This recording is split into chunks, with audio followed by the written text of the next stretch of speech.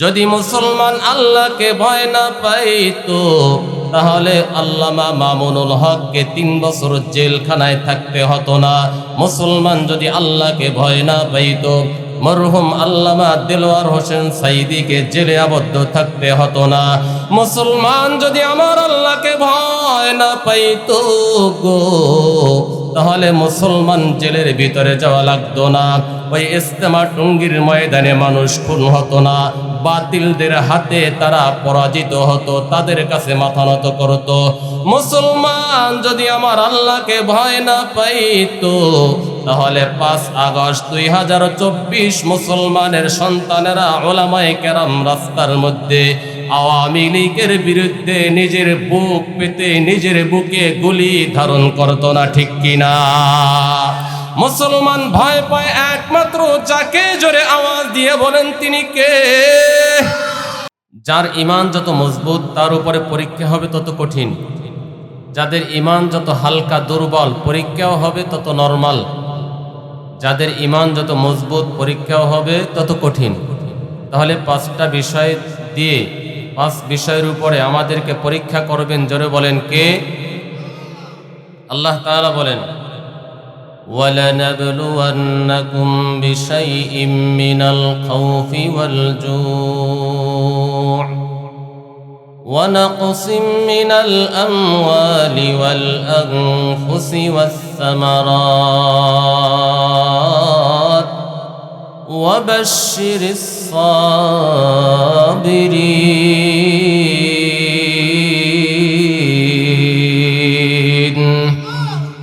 আল্লাহ তাআলা বলেন, বান্দা আমি আল্লাহ পাক রব্বুল আলামিন তোমাদেরকে অবশ্যই এই 5টা জিনিস দিয়ে পরীক্ষা করব। 1 নাম্বার, আমার আল্লাহ বলেন আমি তোমাদেরকে ভয় দিয়ে পরীক্ষা করব। ভয় কিসের ভয়? আমি আল্লাহ তাআলা তোমাদেরকে ভয় দিয়ে পরীক্ষা করব। বলো কাফির বেঈমানদের ভয়,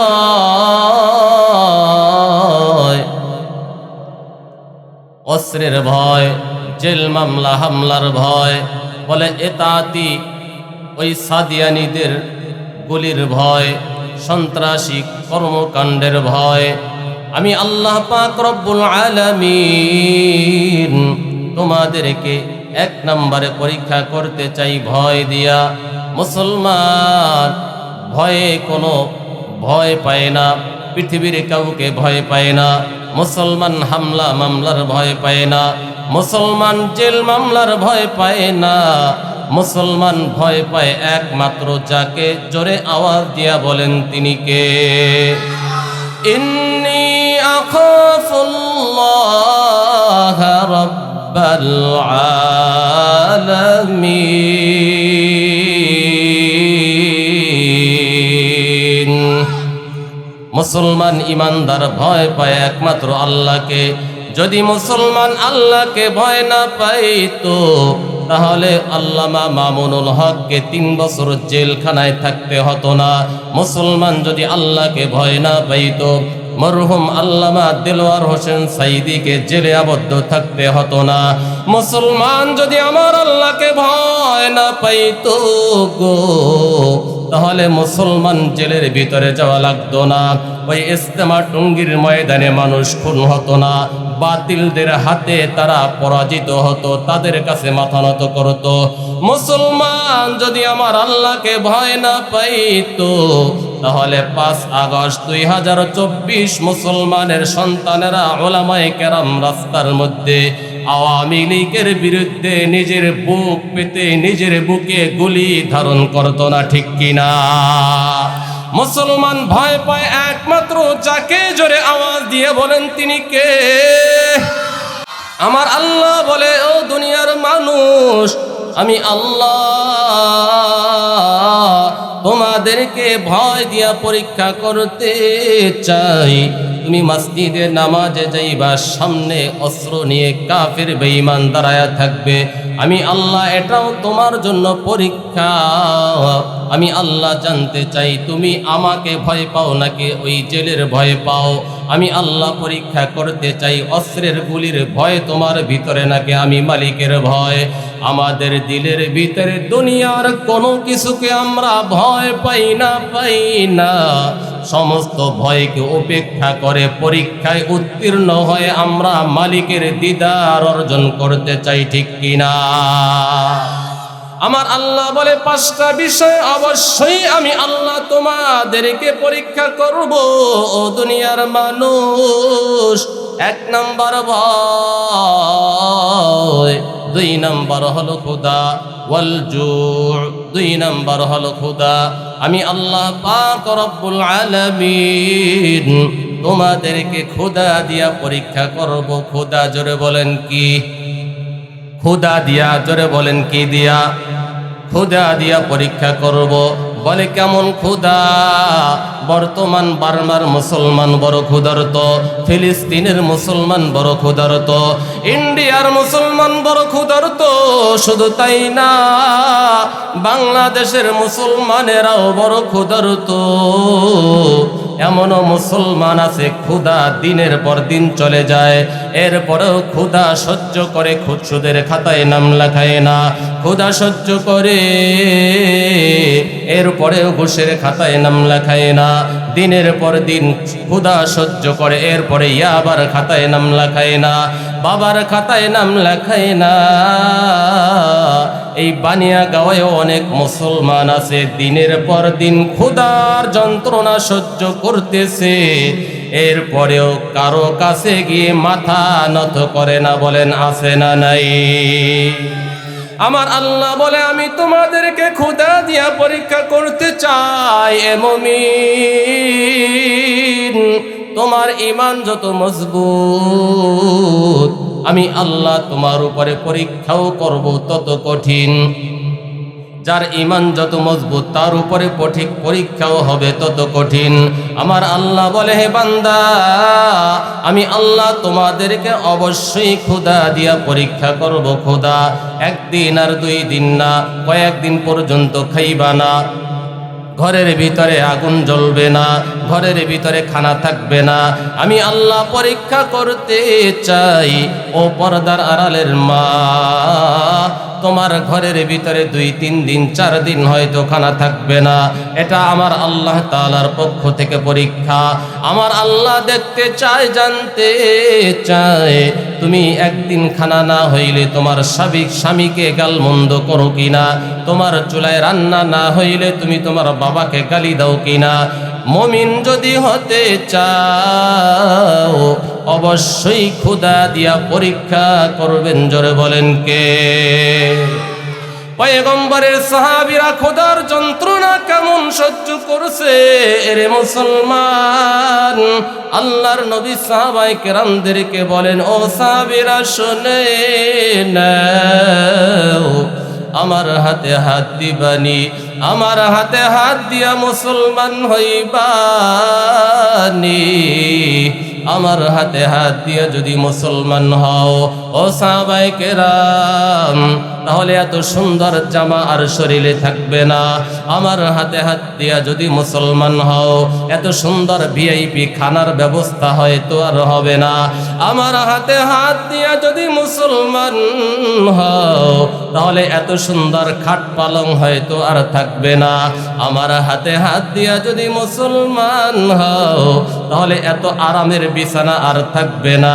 আমার হাতে হাত দিবানি। সাহাবায়ে কেরাম সমস্ত ক্ষুধার যন্ত্রণা, সমস্ত ভয়কে, ক্ষুধাকে উপেক্ষা করে আমার নবীর হাতে হাত দিয়ে কালিমা পড়ে মুসলমান হয়েছে। সুবহানাল্লাহ। আতিনা ফি দার দুনিয়ানা হাসান, আতিনা ফি দার উকবানা হাসান, ইয়া গিয়াসাল মুস্তাগীসিন আহদিনা লাফতিখারা বিল উলুমি ওয়াল গিনা। আল্লাহর রাসূলের সাহাবীরা ক্ষুধার যন্ত্রণা কেমন সহ্য করেছেন সাহাবায়ে কেরাম মসজিদে নববীর সামনে দাঁড়ানো। একজন সাহাবী ডাক দিয়ে কয়, ও সাথী ভাই, আমি একদিন পর্যন্ত খানা খাই না। আর একজন ডাক দিয়া কয়, ও সাহাবীরা, আমি 2 দিন পর্যন্ত খানা খাই না। আর একজন কয়, আমি 3 দিন পর্যন্ত খানা খাই না। আর একজন কয়, ও ভাই, আমি 4 দিন পর্যন্ত খানা খাই না। ইতিমধ্যে পয়গম্বর হাজির। আল্লাহর নবী ডাক দিয়া কয়, ও সাহাবীরা শোনেন, তোমরা 1 দিন 2 দিন 3 দিন 4 দিন পর্যন্ত খানা খাও না, আমি আল্লাহর নবী পয়গম্বর তোমাদের চাইতেও বেশি দিন আমি খানা খাই না, খানা পাই না। কেন? কারণ ক্ষুধা দিয়া আমাদেরকে পরীক্ষা করেন। জোরে বলেন কে? ও সাহাবায়ে কেরাম, আমি অনেক দিন পর্যন্ত খানা খাই না। আমি বিশ্ব নবী পয়গম্বর ক্ষুধার যন্ত্রণা সহ্য করতে না পেরে আমি নবী আমার পেটের ভিতরে পাথর বেঁধে রেখেছি।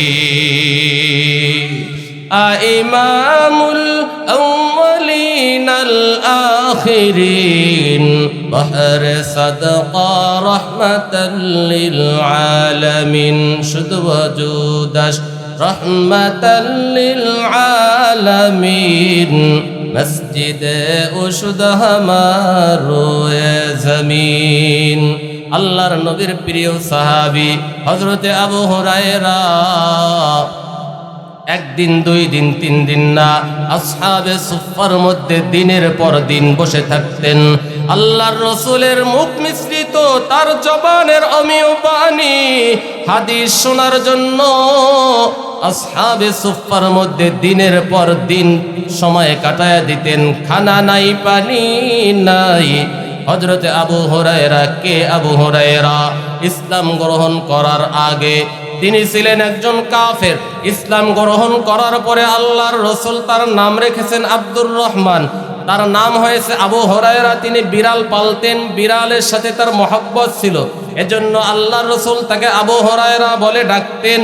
আবু হুরায়রাকে সবচাইতে বেশি হাদিস বর্ণনাকারী হযরতে আবু হুরায়রা 5374টা বেশি কম হাদিস বর্ণনা করেছেন হযরতে আবু হুরায়রা।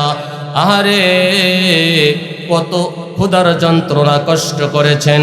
1 দিন নয়, 2 দিন নয়, আসহাবে সুফফার মধ্যে পড়ে রইলেন। 1 দিন 2 দিন 3 দিন নয়, পেটের ভিতরে বড় ক্ষুধা। পয়গম্বরকে ডাক দিয়ে বলে, পয়গম্বর, আমি কয়েকদিন পর্যন্ত খানা খাই না।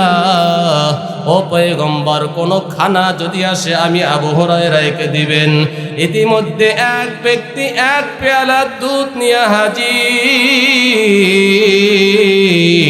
ও পয়গম্বর, এটা আপনার জন্য হাদিয়া। আল্লাহর নবী আবু হুরায়রাকে ডেকে বলে, এ আবু হুরায়রা, নাও এই 1 পেয়ালা দুধ নাও। আবু হুরায়রা দুধের পেয়ালাটা দেখে মনটা বড় খুশি হয়ে গেল। আহারে, অনেক দিন পর্যন্ত খানা নাই, আল্লাহর নবী 1 পেয়ালা দুধ আমাকে দিলেন, আমাকে খাওয়ার জন্য মনে হয়ে দিয়েছেন। আল্লাহর নবী ডাক দিয়ে বলে, এ আবু হুরায়রা, তোমাকে দেই নাই, এই দুধের পেয়ালা নিয়ে আসহাবে সুফফার মধ্যে ঢুকে যাও, ডান দিক থেকে সবাইকে পান করানো শুরু করে দাও। আবু হুরায়রার চেহারাটা বড় মলিন।